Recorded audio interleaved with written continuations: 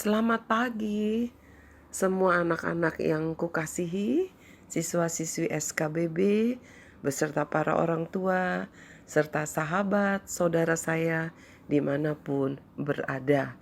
Saya percaya, meskipun hanya bisa mendengar suara saya, tetap semangat untuk menikmati sarapan sorgawi kita, karena Tuhan yang berbicara, Tuhan yang sudah menyediakan sarapan bagi iman kita. Mari sebelumnya kita sama-sama menaikkan pujian. Selamat pagi Bapa.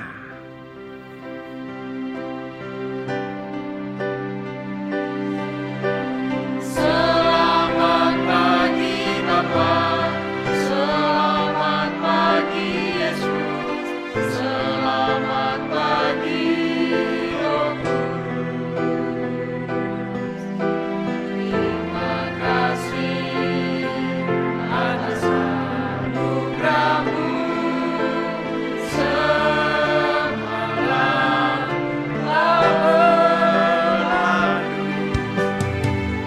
Memuji, ku bersyukur, memuliakan nama-Mu. Allah Bapa, Putra, Roh Kudus, terima kasih. Terima kasih Tuhan Yesus, kami tetap bersuka cita. Meskipun kami tidak dapat saling bertatap, kami tidak dapat melihat wajah satu sama lain, tetapi kami melihat wajah-Mu hadir di dalam hidup kami, hadir di dalam hati kami, memberikan sukacita, memberikan kekuatan di tengah-tengah segala kebosanan, di tengah-tengah segala kekhawatiran, di tengah-tengah segala kesedihan. Terima kasih ya Tuhan, kami sudah siapkan piring hati kami yang besar, karena kami ingin bertambah-tambah, disegarkan, digemukkan rohani kami. Di dalam nama Tuhan Yesus, kami mengucap syukur. Firman Tuhan pagi hari ini kita baca dari Keluaran pasal 40 ayat yang ke-17. Kita masih ada di minggu pertama, di hari minggu pertama, di bulan pertama di tahun 2021. Masih tahun baru, masih suasana tahun baru. Ya, kalau ketemu dengan teman-teman yang sudah lama tidak bertemu, saya pasti selamat tahun baru, begitu ya, seperti itu. Mari kita akan baca firman Tuhan ini. Keluaran pasal 40 ayat yang ke-17. Dan terjadilah dalam bulan yang pertama tahun yang kedua, pada tanggal 1 bulan itu, maka didirikanlah kemah suci. Kita lihat bulan pertama tahun kedua tanggal 1 bulan itu. Jadi itu tahun baru juga. Tanggal 1 bulan pertama tahun yang kedua katanya. Ya. Jadi kita lihat apa sih yang terjadi kalau pada waktu hari Rabu yang terjadi pada pada hari pertama bulan yang pertama, yaitu tahun 6001. Nuh keluar dari bahteranya. Dia melihat segala sesuatu dunia yang baru. Lalu kemarin kita juga mendengar firman Tuhan, bagaimana Tuhan berbicara, biarlah bulan ini menjadi bulan pertama tiap-tiap tahun. Dan Tuhan katakan, kenapa harus menjadi bulan pertama? Karena ada satu peristiwa penting, yaitu Tuhan membawa umat Israel dari perbudakan keluar untuk menjadi tuan di negerinya sendiri. Nah, hari ini apa sih yang Tuhan mau di tahun yang baru ini, tahun pemulihan? Tuhan katakan Tuhan ingin supaya kemah suci didirikan kembali. Apa itu kemah suci? Kemah suci itu tempat di mana Tuhan hadir. Kemah suci itu dulu tempat di mana Tuhan bertemu dengan Musa. Tuhan berbicara kepada Musa. Dan hari ini bukan bicara benar-benar kemah suci secara bendanya, tetapi Tuhan ingin supaya di hidupmu dan di hidup saya ada tempat di mana hadirat Tuhan ada. Di mana Tuhan bisa hadir, Tuhan berbicara kepadamu. Supaya apa? Supaya terjadi pemulihan besar-besaran. Tuhan ingin berbicara, Tuhan ingin dekat sekali dengan kamu dan dengan saya. Dia ingin berbicara langsung. Kalau kita baca di dalam kitab Keluaran, dikatakan waktu Musa kalau di dalam kemah suci, dia itu bertatap muka loh. Dia satu-satunya nabi yang bisa melihat wajah Tuhan. Nah, apakah kita bisa melihat wajah Tuhan? Kita bisa melihat wajah Tuhan dengan iman kita. Kita bisa melihat wajah Tuhan. Bagaimana Tuhan itu dengan membaca bagaimana apa yang dilakukan Yesus. Karena dia adalah gambar dari Allah sendiri. Gambar dari Tuhan sendiri.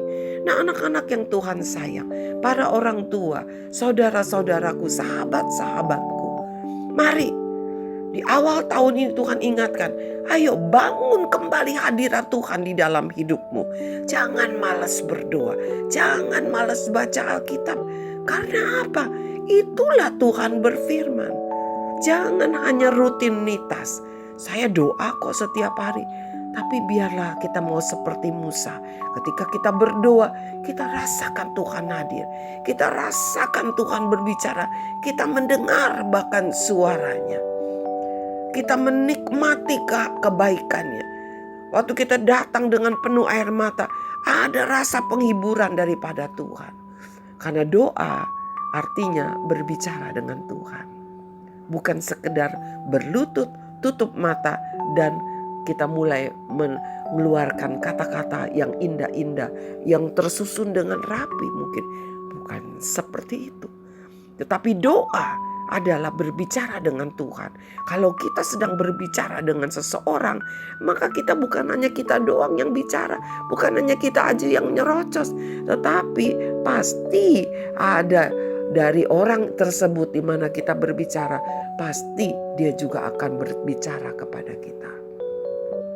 Ya, mari anak-anakku, saudara-saudaraku, para orang tua, kita bangkitkan kembali. Kita dirikan lagi kemah suci itu supaya kita boleh seutuhnya menikmati pemulihan di dalam tahun ini. Tuhan mengasihi kita. Tuhan memberkati kita. Dia mau pulihkan engkau. Dia mau pulihkan saya.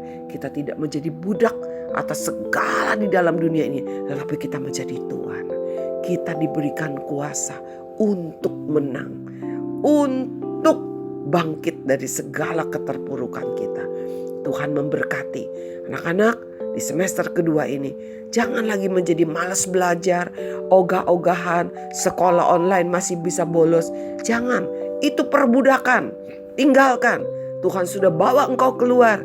Tuhan mau engkau menjadi anak-anak yang berhasil. Mulai dari sekarang, enggak usah tunggu nanti. Engkau berhasil, dari sekarang dididik untuk berhasil. Engkau tidak akan kehilangan upahnya ketika dewasa nanti. Mari kita dengarkan pujian ini.